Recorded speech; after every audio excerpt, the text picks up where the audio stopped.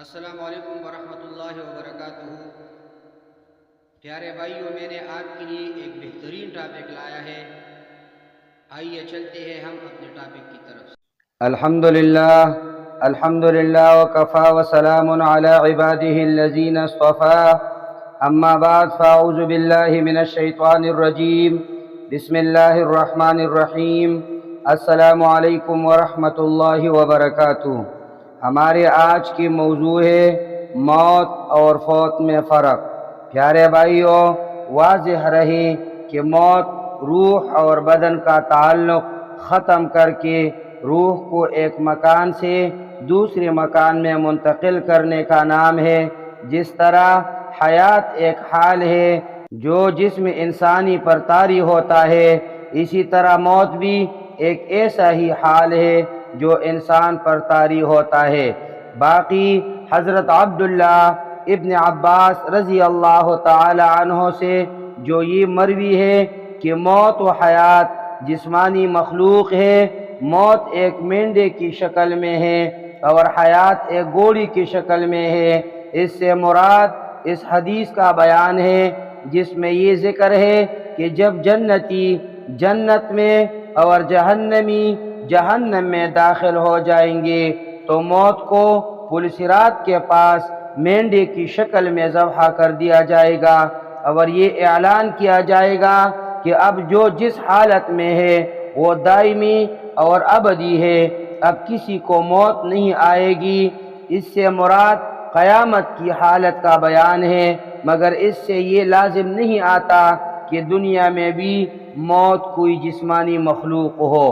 پیارے بھائیوں، قرآن کریم میں موت کے لیے توفی کہا ہے جو وفات سے ہے، فوت سے نہیں۔ کیا فرق ہے وفات اور فوت میں؟ پیارے بھائیوں، فوت یعنی کسی چیز کا ہاتھ سے چلے جانا۔ فلاں چیز مجھ سے فوت ہو گئی یعنی چلی گئی۔ عربی میں کہا جاتا ہے فاتت منی محاضرہ، یعنی وہ درس مجھ سے رہ گیا۔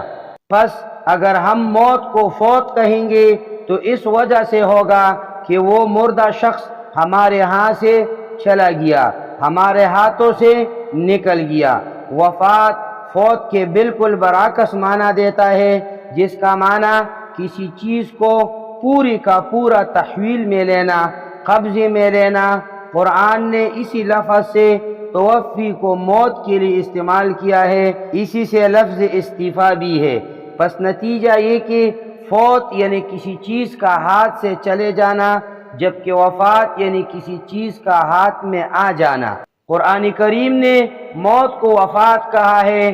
توفا سے اللہ یتوفی الانفس حین موتها والتی لم تمت فی منامها فیمسک التی قضى علیها الموت ویرسل الاخرى الى اجل مسمى، یعنی خداوند موت کے وقت نفوس کو اپنے قبضے میں لیتا ہے اور وہ جو مردے نہیں ہیں ان کے نفوس کو بھی نیند کے وقت اپنے قبضے میں لیتا ہے۔ پھر جس کے لیے موت حتمی ہو اس کی روح کو اپنے پاس رکھتا ہے اور دوسری ارواح کو ایک معین مدت تک کے لیے چھوڑ دیتا ہے۔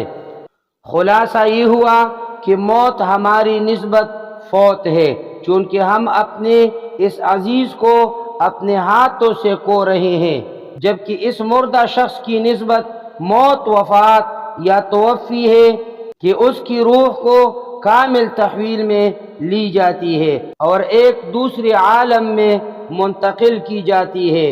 قرآن نے ایک اور جگہ پر کہا ہے قُلْ يَتَوَفَّاكُمْ مَلَكُ الْمَوْتِ الَّذِي وُكِّلَ بِكُمْ ثُمَّ إِلَىٰ رَبِّكُمْ تُرْجَعُونَ، یعنی کہہ دیجئے کہ موت کا فرشتہ جو تم پر موکل ہے تمہیں اپنے قبضہ میں لیتا ہے اور پھر تم اپنے پروردگار کی طرف لوٹائے جاؤ گے۔